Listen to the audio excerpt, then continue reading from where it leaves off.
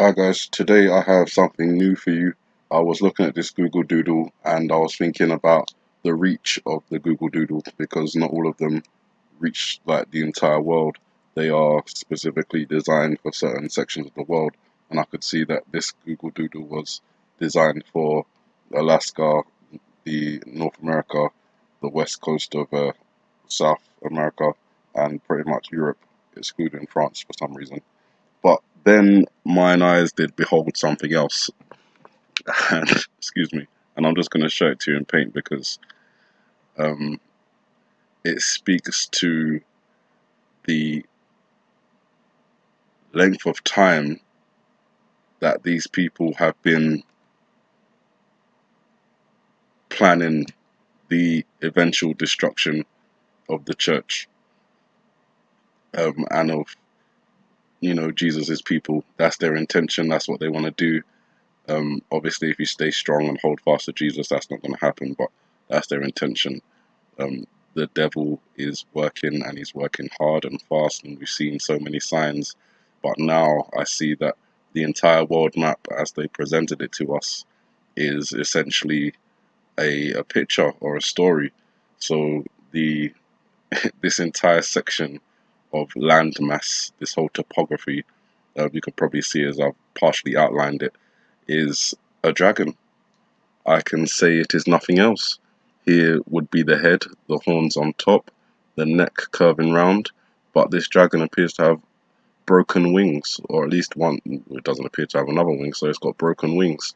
Um, with the reference to the Chinese space station being a symbolic reference, a manipulated reference from the Bible, as when it came down, the radar image looked like a red dragon, the name Heavenly Palace, and the whole fact of it falling just associated with the devil losing the battle, or the great dragon losing the battle in heaven and being sent down to earth. And then we got the message in the Google Doodle about the water and time, and obviously after the dragon comes down, he spews forth a river. So another symbolic reference. And then we got the reference in another Google Doodle to I Rise. And now we've got, well, it's not now we've got, this has been here all along, but for some reason only now I'm noticing it. So I'm just going to do the rest of it because this is not the only image that is displayed on our world map.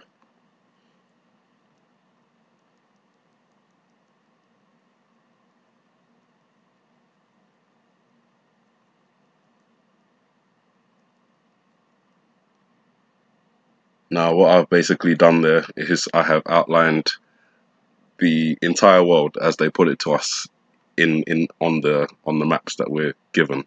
And obviously, we have no idea if the countries or the landmass is actually laid out in this way. We can't go high enough to see from this vantage point to see if this is the way the world is laid out. But this is the way that they have given us the world's layout. So this is how we have it. And over here we have a dragon, which appears to be breathing fire, or possibly spewing forth water. I don't know which one, but definitely something coming out of its mouth. Even the dip in the topography of the land makes up the mouth. I've drawn in the nose and the eye. They're not actually there in terms of the topography, but just to give you a better reference as to what I'm talking about. The dragon with the broken wings. And then over here, we've got an upside down dead sheep, which appears to be on an altar with its belly ripped open. I'm taking this as an intestine, and maybe some blood spots or possibly flame if this is fire coming out of dragon's mouth. Maybe fire coming up, you know, setting the sheep on fire. And obviously, the dragon is a reference to the devil, and the sheep is a reference to God's people, the lamb, the sheep. You know, that's the church. And from the time they have produced this map and given it to us in this way, it has been, from what I'm seeing, and I don't know if you guys agree, but it's pretty clear that the world is laid out, at least according to them, or the way they've given it to us, as a dragon attacking or burning a dead sheep on the altar. It's always struck me, well, it struck me as peculiar when I was looking at the map itself, how like it's very faint on here, but how Africa is divided up into different countries. The whole continent is divided up into different countries, and you can see that by all these different lines. But when you come to Russia, it's just one solid white block. And perhaps there's a reason for that. Perhaps the reason is because from a aerial vantage, or at least from what they're showing us, that's part of the image of the sheep. One leg here. I mean, even the island itself, you know, I'm going to take away some of these lines.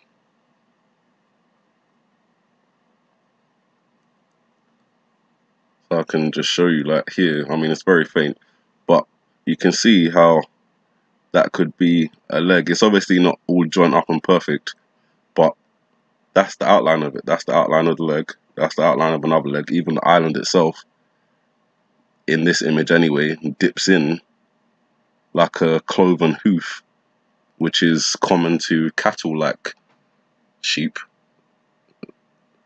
goats. And obviously this does look like the belly has been ripped open with all these jagged edges, and the intestine, I can just assume that's an intestine that's coming out, and this may be being, you know, a reference to the splattering of blood from the ripped open belly. And you can see like the back legs here, even coming down here to the tail, and then the rest of it makes up the altar on which the sheep lays. I mean, even the ear you can see down here, you know, flopping downwards because the sheep is upside down, dead. That's what we are up against. We're up against people that would display imagery in the world map, in cartoons, in TV shows, in films, on the news, in newspapers, because they're worshipping their god. Lucifer, the devil, Satan, the great dragon, is Apollo, whatever, you know, you can go down the list of different names and deities, but that's who they worship. You know, you can go back to Horus and you can call in Isis and you can call in all those other names, but they're all part of one evil force. And that force currently controls the people that control our world. That's what we're up against. So pray hard. That's what I'm saying. Pray hard, because, you know, all these things are being revealed in this time for a reason. That's what I believe. So with that, you guys, have a good morning, good afternoon, good evening, and God bless.